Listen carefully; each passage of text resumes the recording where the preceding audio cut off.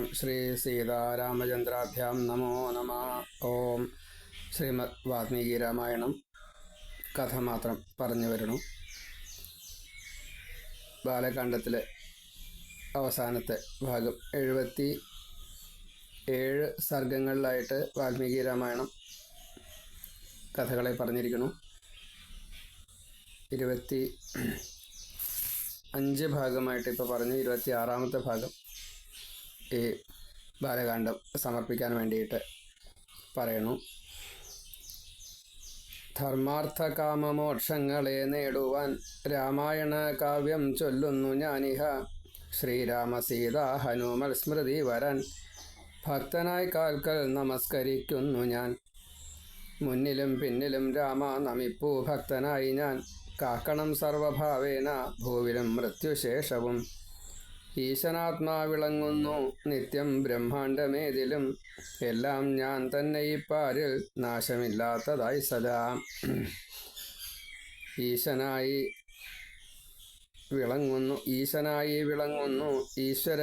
വിളങ്ങുന്നു നിത്യം ബ്രഹ്മാണ്ടമേതിലും.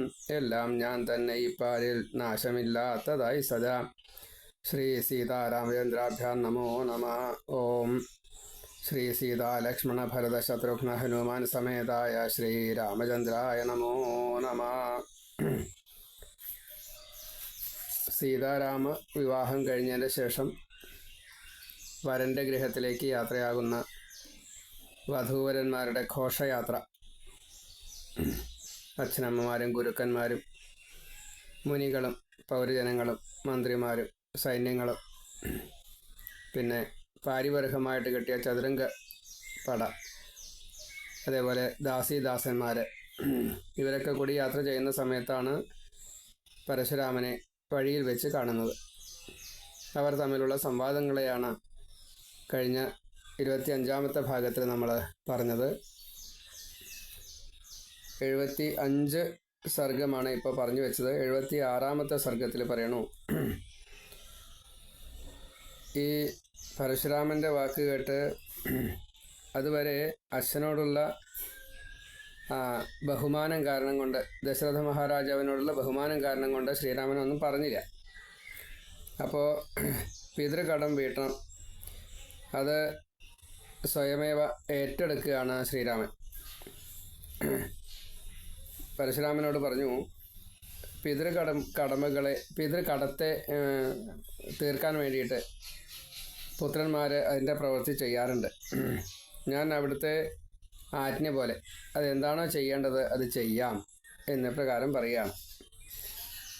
എന്നെ വീര്യരഹിതനായിട്ട് ഒരു ക്ഷത്രിയധർമ്മം അനുസരിക്കാൻ പാടില്ലാത്ത രീതിയിൽ അശക്തനാക്കിക്കൊണ്ട് അവഗണിക്കുന്നു എന്നത് ഇപ്പോൾ എനിക്ക് ചെറിയൊരു തോന്നൽ വന്നിട്ടുണ്ട്. അത് അങ്ങയുടെ ഈ ധിക്കാരപരമായിട്ടുള്ള വാക്കുകളാണ്. അപ്പം ഞാൻ എൻ്റെ വീര്യത്തെ കാണിച്ചുകൂടെ, എൻ്റെ പരാക്രമത്തെ അങ്ങ് കാണണേ എന്ന് പരശുരാമനോട് ശ്രീരാമൻ പറയുകയാണ്. അപ്പോൾ ഇങ്ങനെ കുറച്ചൊരു കോപം കലർന്ന സ്വരത്തിൽ ശ്രീരാമൻ പറഞ്ഞു കേട്ടപ്പോൾ ആ പരശുരാമന് തൻ്റെ കയ്യിലുള്ള ഈ ആയുധത്തെ, ഈ രാമൻ വിഷ്ണു തേജസ് തന്നെയാണ്, എടുക്കും, അത് അതിൽ അമ്പ് വയ്ക്കും, അമ്പ് വെച്ച് കഴിഞ്ഞാൽ ലക്ഷ്യം കാണിച്ചു കൊടുക്കേണ്ടി വരും എന്നെല്ലാം ഉറപ്പാക്കിക്കൊണ്ട് തന്നെയാണ് ശരി എന്ന് പറഞ്ഞത്. അപ്പോൾ ആ രാമനോട് കുറച്ച് ശുണ്ഠി എടുത്തുകൊണ്ട് പരശുരാമൻ പറയാം, അങ്ങ് എൻ്റെ വില്ലെടുത്തിട്ട് എത്രയാണോ അങ്ങേക്ക് ശക്തിയുള്ളത് അത് പ്രയോഗിച്ച് കാണിക്കണം, അല്ലാണ്ട് വെറുതെ വീരവാദം പറഞ്ഞിട്ട് കാര്യമില്ല എന്ന് പറഞ്ഞപ്പോൾ പരശുരാമനോട് ശ്രീരാമൻ പറഞ്ഞു, അങ്ങ് ബ്രാഹ്മണനാണ്, പിന്നെ വിശ്വാമിത്ര മഹർഷിയുടെ ഏറ്റവും അടുത്ത ബന്ധുവാണ്. അതായത് ഗാധി മഹാരാജാവിൻ്റെ പുത്രനാണ് വിശ്വാമിത്രൻ. അത് ഋചീക മഹർഷി ജപിച്ചു കൊടുത്തതായിട്ടുള്ള ഈ കലശത്തിൽ പൂജിച്ചതായിട്ടുള്ള ജലം കുടിച്ചു കഴിഞ്ഞപ്പോൾ ബ്രാഹ്മണ തേജസ്സോട് കൂടിയിട്ട് ഗാധി മഹാരാജാവിന്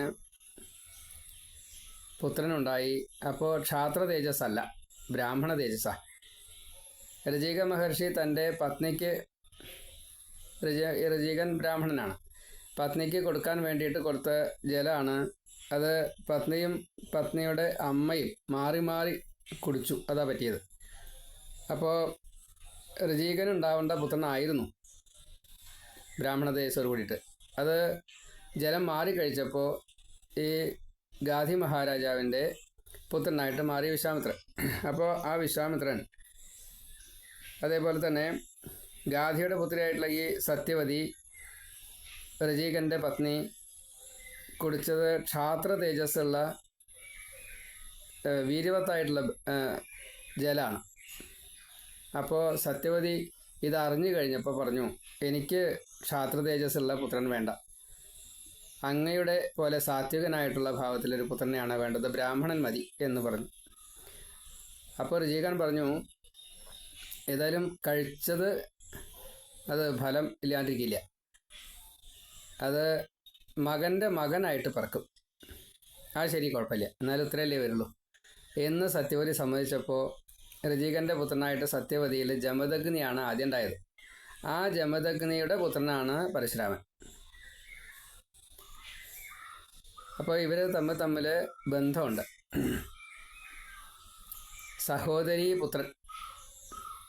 സഹോദരീപുത്രൻ ജമദഗ്നി, ആ സഹോദരീപുത്രൻ്റെ പുത്രനായിട്ട് പരശുരാമൻ. അപ്പോൾ വിശ്വാമിത്രനും പരശുരാമനും തമ്മിൽ നേരിട്ടുള്ള ബന്ധമാണ്. അപ്പം അതുകൊണ്ട് വിശ്വാമിത്രൻ്റെ മരുമകൻ്റെ മകനായിട്ടുള്ള അങ്ങയെ എനിക്ക് പൂജിക്കാതിരിക്കാൻ പറ്റില്ല. ഞാൻ എൻ്റെ ഈ ശരത്തെ അങ്ങയുടെ പ്രാണനെ അപഹരിക്കാൻ വേണ്ടിയിട്ട് പ്രയോഗിക്കാൻ നിവൃത്തിയില്ലാത്തൊരു അവസ്ഥയിലാണ്.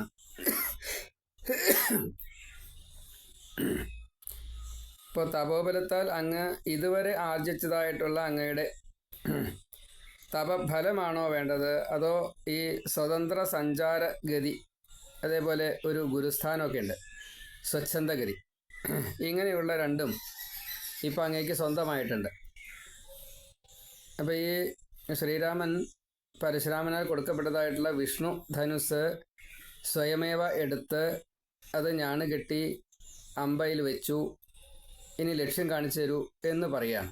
ആ ലക്ഷ്യം കാണിച്ചു തരൂ എന്നത് അങ്ങയുടെ ജീവനെ എനിക്ക് അപഹരിക്കാൻ പറ്റില്ല, ബ്രാഹ്മണനായതുകൊണ്ട്, ബന്ധുവായതുകൊണ്ട്, ഗുരുവിൻ്റെ ബന്ധുവായതുകൊണ്ട്.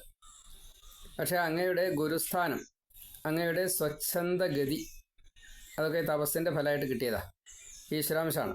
അതേപോലെ തപോബലം, അതൊക്കെ ഈ നഷ്ടമായി കഴിഞ്ഞാൽ അങ്ങക്ക് വീണ്ടും തപസ് ചെയ്യണം, അങ്ങനെയൊക്കെ ഒരു അവസ്ഥയ്ക്ക് വരും. അപ്പോൾ അങ്ങ് ഏതാ വേണ്ടത് വെച്ചാൽ തീരുമാനിച്ചോളൂ, സ്വച്ഛന്ദഗതിയാണോ തപോബലാണോ ഞാൻ ലക്ഷ്യമാക്കേണ്ടതെന്ന് ചോദിച്ചു. അപ്പോൾ പരശുരാമൻ ഇതെല്ലാം നല്ലോണം മനസ്സിലാക്കി. ഈ ശത്രുപുര സംഹാരകം ആണ്, അമോഘാസ്ത്രമാണ് രാമൻ്റെ അസ്ത്രം. മാത്രമല്ല എന്തിനെങ്കിലും ലേശം അധികാരം അങ്ങനെയൊക്കെ കിട്ടിച്ചാൽ അതുകൊണ്ടൊരു മതം ഉണ്ടാവും, ആ മതം ഇല്ലാണ്ടേക്കും. അതിനൊരു ദുഷ്ടത തീർക്കുക, ഒരു ശുഭപര്യവസായിയായിട്ട്, അങ്ങനെയൊക്കെയാണ് അതിൻ്റെ ഒരു ലക്ഷ്യം വരിക. സാത്വിക ഭാവത്തെ ഉയർത്തും. അപ്പോൾ അതുകൊണ്ട് ഈ ദിവ്യമായിട്ടുള്ള വൈഷ്ണവചാപം അത് അമ്പ് വെച്ചിട്ട് തൊടുത്തു കഴിഞ്ഞാൽ ലക്ഷ്യം കാണാതെ കണ്ട് തിരിച്ച് വരില്ല. പരായുധനായിട്ടുള്ള ഈ രാമനെ കാണുന്നതായിട്ട് ദേവന്മാർ, ഋഷിഗണങ്ങൾ, അതേപോലെ ഇന്ന ആൾക്കാരെ എന്ന് പ്രത്യേകം പറയാനില്ല, ഏറെക്കുറെ എല്ലാവരും ആകാശത്ത് വന്ന് നിന്നു, നിൽക്കാൻ പറ്റുന്നവരൊക്കെ കൂട്ടമായിട്ട് വന്നു. ഗന്ധർവാപ്സരസുകൾ, 8 തരത്തിൽപ്പെട്ടതായിട്ടുള്ള ദേവഗണങ്ങൾ, സിദ്ധചാരണന്മാർ, കിന്നരന്മാർ, അങ്ങനെയില്ല, രാക്ഷസാദികൾ, സകലവരും വന്നു എന്നാ. അങ്ങനെ ഇത് കാണുകയാണ്. അപ്പോൾ രാമൻ ഈ അമ്പും വില്ലും ഏന്തിയിട്ട് ഇങ്ങനെ നിൽക്കുകയാണ്. ലോകം മുഴുവൻ കുറച്ചൊരു സ്തംഭിച്ച മട്ടായി. ഇത് എവിടേക്കാപ്പോൾ അത് ലക്ഷ്യം വരിക എന്നുള്ള അറിയില്ലല്ലോ. എല്ലാവരും മുക്കുതി കിട്ടാച്ചായിക്കോട്ടെ എന്നുള്ള രീതിയിൽ വരെ നിന്നു എന്ന് സാരം.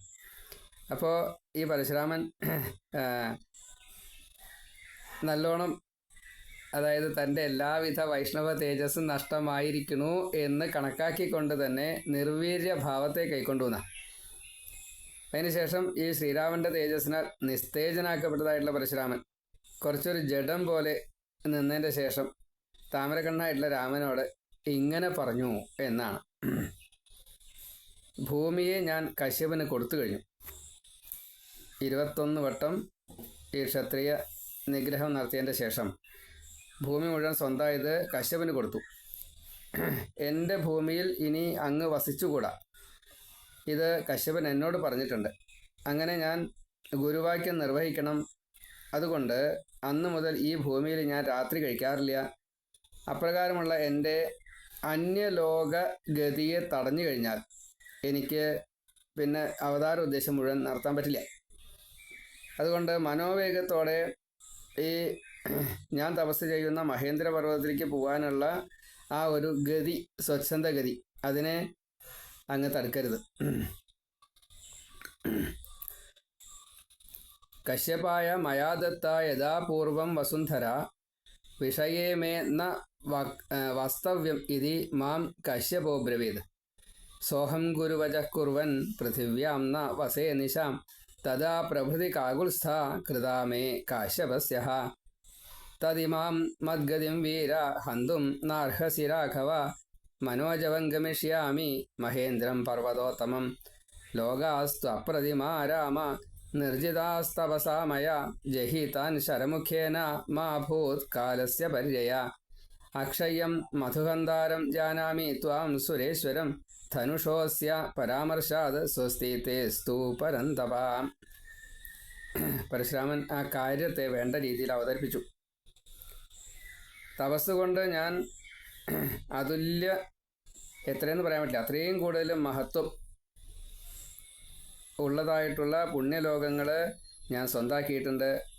അതൊക്കെ എൻ്റെ ഒരു അഹങ്കാരത്തിന് കാരണമായിട്ടുണ്ടോ എന്നറിയില്ല. അതുകൊണ്ട് അത് ശരത്തിൻ്റെ ലക്ഷ്യമായിക്കോട്ടെ.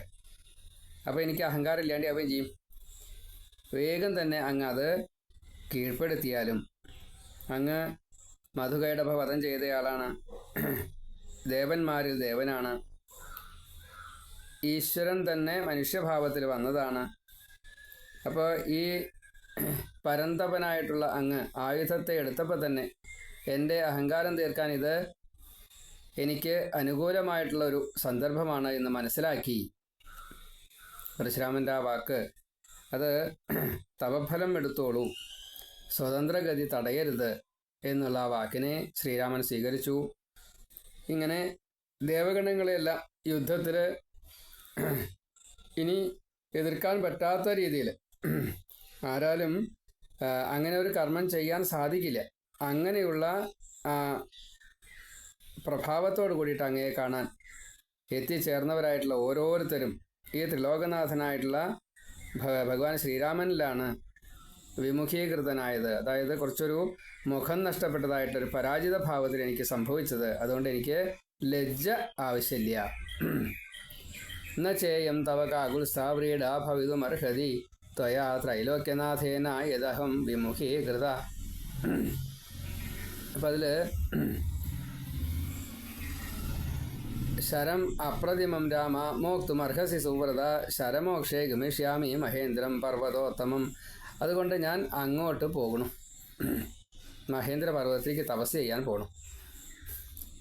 അങ്ങ് ശരത്തെ മോചിപ്പിച്ചോളൂ, ഞാൻ മഹേന്ദ്ര പർവ്വതത്തിലേക്ക് പോയിക്കൊള്ളാം. പരശുരാമൻ ഇങ്ങനെ പറഞ്ഞ സമയത്ത് ശ്രീരാമൻ ശരത്തെ വിട്ടു. തപസ്സുകൊണ്ട് ആർജിച്ചായിട്ടുള്ള സ്വന്തം ലോകങ്ങൾ മുഴുവൻ സ്വതവേ അത് തനിക്ക് സ്വന്തമല്ലാത്തതായി ബാക്കിയുള്ളവർക്ക് എല്ലാവർക്കും കൂടിയിട്ട് കിട്ടുന്ന ഒരു സാഹചര്യത്തിൽ എത്തിച്ചേർന്നു. അതുകൊണ്ട് പരശുരാമൻ അതിനെ സ്വീകരിച്ചുകൊണ്ട് അത് മുഴുവൻ ശ്രീരാമന് കൊടുത്തുകൊണ്ട് അവിടെ നിന്ന് യാത്ര ചെയ്യും. ഇങ്ങനെ ശ്രീരാമൻ അങ്ങോട്ട് തൻ്റെ വൈഷ്ണവ തേജസ് മുഴുവൻ സ്വീകരിച്ചു എന്ന് പരശുരാമൻ മനസ്സിലായി. ലോകരെല്ലാം അത് കണ്ടു, ദേവകൾ ഋഷികളെല്ലാവരും അത് കണ്ടു. അപ്പോൾ പരശുരാമൻ ഇത് കൊടുത്തതിൻ്റെ ശേഷം വളരെ പെട്ടെന്ന് മനോവേഗത്തിലാണല്ലോ അത് കാണാനില്ലാണ്ട് തിരോധാനം ചെയ്ത കൂട്ടത്തിൽ മഹേന്ദ്ര പർവ്വതത്തിലേക്ക് പോയി. അപ്പോൾ ഇരുട്ടായിരുന്നല്ലോ മൊത്തം. അത് മുഴുവൻ സൂര്യൻ ഉദിച്ചു വന്നാൽ എങ്ങനെ പ്രകാശമാവും മഴക്കാലം അങ്ങോട്ട് മാഞ്ഞു പോയി സൂര്യൻ വീണ്ടും അങ്ങോട്ട് തെളിഞ്ഞു വയ്ക്കുക. അപ്പോൾ ആ സമയത്ത് എങ്ങനെ വെളിച്ചമുണ്ടാവും? അതൊരു വല്ലാത്ത പ്രഭയാണ്. അങ്ങനെ പരന്നു. അപ്പോൾ ഋഷിഗണങ്ങളെല്ലാം ഇത് കണ്ട് വളരെയധികം സന്തോഷിച്ചു. രാമനെ വളരെയധികം സ്തുതിച്ചു. പിന്നെ പരശുരാമൻ ദശരഥനെ ഈ ശ്രീരാമനെ പ്രദക്ഷിണം വെച്ച് നമസ്കരിച്ച് അങ്ങനെ പോകുന്നത് കണ്ടപ്പോൾ ആ ഈശ്വര തേജസ് മുഴുവൻ, ആരാ പരശുരാമൻ? ഈശ്വരനാണ്, വിഷ്ണുവാണ്. അപ്പോൾ ആ വിഷ്ണുവിൻ്റെക്കാൾ മീതയാണ് ഈ ശ്രീരാമൻ്റെ സ്ഥാനം, കുട്ടിയാണ് എന്ന് മനസ്സിലാക്കി കൊടുത്തുകൊണ്ട് എല്ലാവരുടെയും സ്തുതിയിൽ ആ അർത്ഥത്തെ വരുന്ന രീതിയിൽ, ഇപ്പോൾ സ്തുതിയൊന്നും ഇവിടെ പറഞ്ഞിട്ടില്ല, പക്ഷേ ആ രീതിയിലൊക്കെ ചെയ്തു. ഇങ്ങനെ 76-ാമത്തെ സർഗം അവിടെ പറഞ്ഞു വെച്ചു. ഇനി അവസാനത്തെ സർഗം പറയുകയാണ്. പരശുരാമൻ പോയി കഴിഞ്ഞപ്പോൾ കീർത്തിമാനായിട്ടുള്ള ശാന്തനായിട്ടുള്ള ശ്രീരാമൻ, ഒരു ശ്രീരാമൻ്റെ സ്വഭാവമാണ്, എന്നും ശാന്തഭാവമാണ്.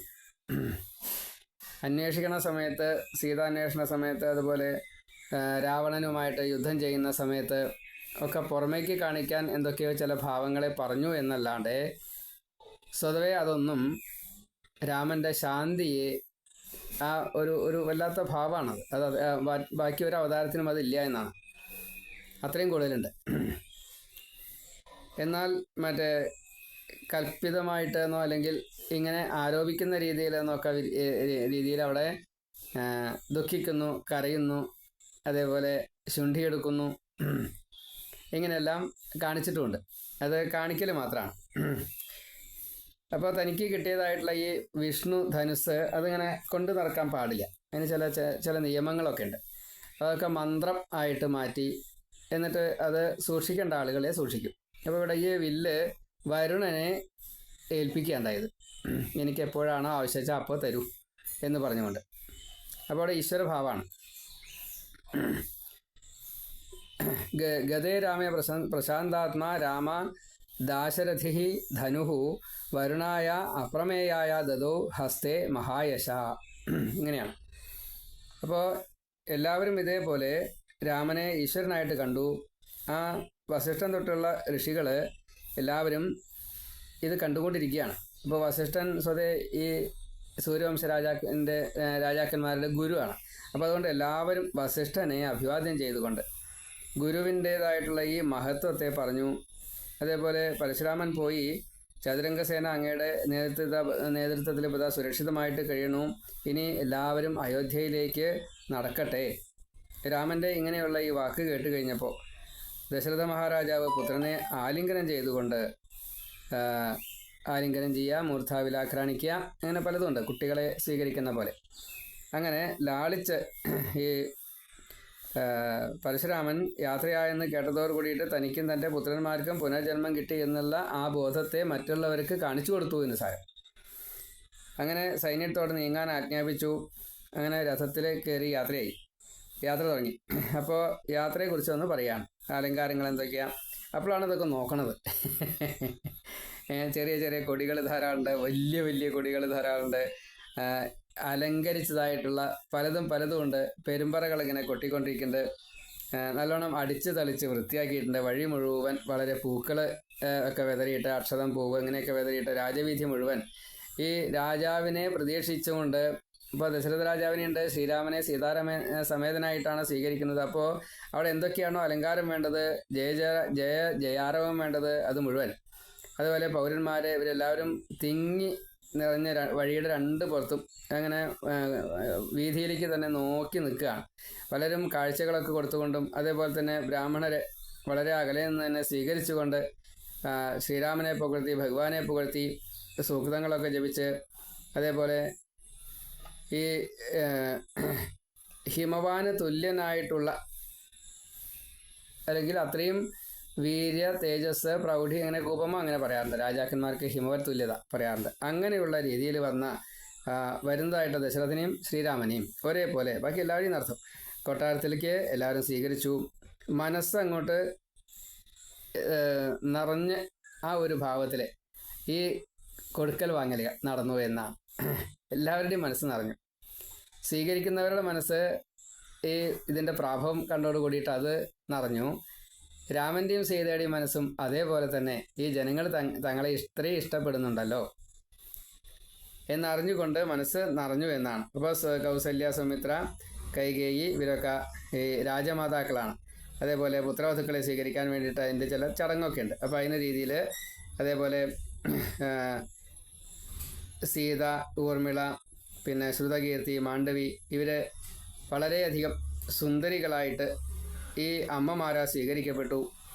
പിന്നെ പലതരത്തിൽപ്പെട്ടതായിട്ടുള്ള മംഗളങ്ങൾ പാടുക, അതേപോലെ ഈ വെളുത്ത പട്ട് ഉടുത്തതായിട്ടുള്ള ചിലവർ, അതേപോലെ പൂജാമുറിയിൽ ദർശനം കൊടുക്കാൻ വേണ്ടിയിട്ട് എന്നുവെച്ചാൽ അങ്ങനെ ചെന്ന് കഴിഞ്ഞാൽ അവിടെ തൊഴണം, അങ്ങനെയൊക്കെ ഉള്ളത്. ആ നിയമങ്ങളെയൊക്കെ പാലിക്കാൻ വേണ്ടിയിട്ട് ഇങ്ങനെ ഓരോരുത്തരും അവരവരുടേതായിട്ടുള്ള കടമകളെ, കർത്തവ്യങ്ങളെയൊക്കെ ചെയ്യിച്ചു. ഇപ്പോൾ ദേവദർശനം ചെയ്യിച്ചു.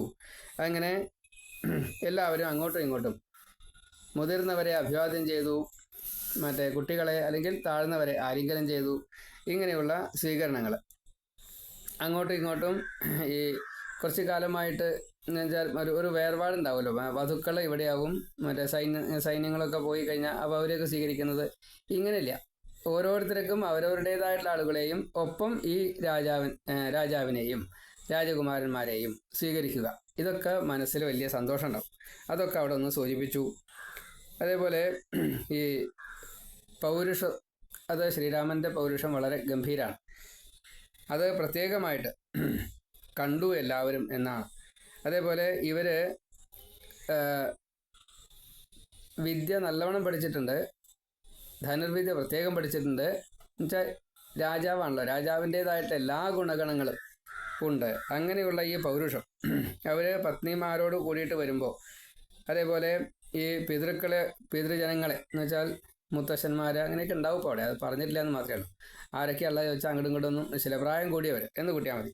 അവരെയൊക്കെ ശുശ്രൂഷിച്ചുകൊണ്ട് സുഖിപ്പിച്ചുകൊണ്ട് അങ്ങോട്ടും ഇങ്ങോട്ടും ഈ സ്നേഹ ബഹുമാനാദികളെ കൊടുത്ത് വാങ്ങി ഇങ്ങനെ എല്ലാവരും സ്വീകരിക്കപ്പെട്ടു. ഈ ദശരഥൻ ഇവരോട് എല്ലാവരോടും കൂടിയിട്ട് 12 കൊല്ലം സുഖമായിട്ട് വസിച്ചു എന്നാണ്. അങ്ങനെ അവിടെ ഒരു സുഖാന്തരീക്ഷം. അതിനുശേഷം ഒരു 12 കൊല്ലം കഴിഞ്ഞ സമയത്ത് ഭരതനോട് ഇങ്ങനെ പറയുകയാണ് ദശരഥ മഹാരാജാവ്, കേകയ രാജപുത്രനായിട്ടുള്ള അങ്ങയുടെ അമ്മാവൻ്റെ ഒരു സന്ദേശമുണ്ട്, അതൊന്ന് അറിയണം എന്ന് പറഞ്ഞു. എന്താ അത്? യുധാജിത്ത് അവിടെ വന്നിട്ടുണ്ട്, തൻ്റെ മരുവനെയും മരുവളെയും കൂട്ടിക്കൊണ്ടുപോവാൻ. അപ്പോൾ യുധാജിത്ത് വന്നിട്ടുണ്ട്, കൈകയത്തിലേക്ക് ഭരതൻ പോകണം, അപ്പോൾ അതിന് വേണ്ടിയിട്ട് തയ്യാറാവണേ എന്ന് പറഞ്ഞു. അപ്പോൾ ഇങ്ങനെ ഋഷിമാരുടെ ഈ നടുക്കിൽ എന്നുവെച്ചാൽ അവിടെ എന്നും അങ്ങനെയാണ്, എന്നും ഋഷിമാരും ഒരുക്കെ വരും. അപ്പോൾ അതുകൊണ്ട് അവരുടെ നടുക്കിൽ വെച്ച് അതങ്ങനെ പ്രത്യേകം പറഞ്ഞു എന്ന് മാത്രമേ ഉള്ളൂ. ആ യാത്രയ്ക്കും ചില പ്രത്യേകതകളുണ്ട്. കാരണം ഇനി ഇവിടുന്ന് അങ്ങോട്ട് പോകുന്നത് രാമനെ യുവരാജാവാക്കണമെന്നും, അതേപോലെ അത് ഭരതൻ ഇല്ലാത്ത നേരത്തെ ഇങ്ങനെ ചെയ്യിച്ചതൊരു ദുഷ്ട ലാക്കാണ് എന്ന് മന്ധര പറഞ്ഞ് കൈകേയി അതിനെ തടുക്കുന്നതായിട്ടുള്ള രംഗം, രാമന് വനവാസം വേണ്ടി വരുന്നതായിട്ടുള്ള ആ ഒരു രംഗത്തെയൊക്കെ പറയാൻ വേണ്ടിയിട്ടാണ്. അപ്പോൾ അത് അതിൻ്റെ ഒരു മറ്റേ കനം കൂട്ടാൻ വേണ്ടിയിട്ടാണ് ഈ മഹാഋഷിമാരുടെ മധ്യത്തിൽ വെച്ച് ഇങ്ങനെ യുധാജിത്ത് ആവശ്യപ്പെട്ടു ഭരതനെ കൊണ്ടുപോയി. അപ്പോൾ ദശരഥൻ്റെ അനുവാദത്തോട് കൂടിയിട്ട് കൈകേയിയുടെ പുത്രനായിട്ടുള്ള ഈ ഭരതൻ അമ്മാത്തേക്ക് പോകാൻ വേണ്ടിയിട്ട് ശത്രുഘ്നെയും കൂട്ടി. അവരങ്ങനെയാണ്, പായസത്തിൻ്റെ ബന്ധം കാരണം കൊണ്ട് ശത്രുഘ്നും ഭരതനും പ്രത്യേകം ഒപ്പുണ്ടാവും, രാമൻ്റെ കൂടെ ലക്ഷ്മണനുള്ള കൂടെ. ഏതായാലും അവരെ കൂട്ടിക്കൊണ്ടുപോയി. അപ്പോൾ അച്ഛനോടും അതേപോലെ മറ്റാർക്കും ഒരു ദോഷവും ചെയ്യാത്തതായിട്ടുള്ള രാമനോടും എന്ന് പ്രത്യേകം യാത്ര പറഞ്ഞിട്ടാണ് പോയത്.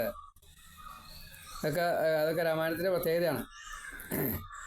ഗമനായ അഭിചക്രമാ ശത്രുഘ്നസഹിതസ്തദാ ആവൃച്ഛ പിതരം ശൂരോ രാമം ചാക്ലിഷ്ടകാരിണം മാതൃശാപി നരശ്രേഷ്ഠ ശത്രുഘ്നസഹിതോ യയോ യുധാതിർപ്രാപ്യ ഭരതം സ ശത്രുഘ്നം പ്രഹർഷിത സ്വപുരം പ്രാവിശൽ വീര പിതാ തസ്യ തുതോഷഃ ഗതേ ച ഭരതേ രാമോ ലക്ഷ്മണശ്ച മഹാബല പിതരം ദേവസങ്കാശം പൂജയാമാസതുസ്തദാ പിതുരാജ്ഞാം പുരസ്കൃത്യ പൗരകാര്യാണി സർവശ ചകാര രാമ സർവാണി പ്രിയാണി ച ഹിതാനി ച മാതൃഭ്യോ മാതൃകാര്യാണി കൃത്വാ പരമയന്ത്രിതാം ഗുരുണാം ഗുരുകാര്യാണി കാലേ കാലേന്വൈക്ഷത ഏവം ദശരഥപ്രീതോ ബ്രാഹ്മണ നൈകമസ്തഥാ.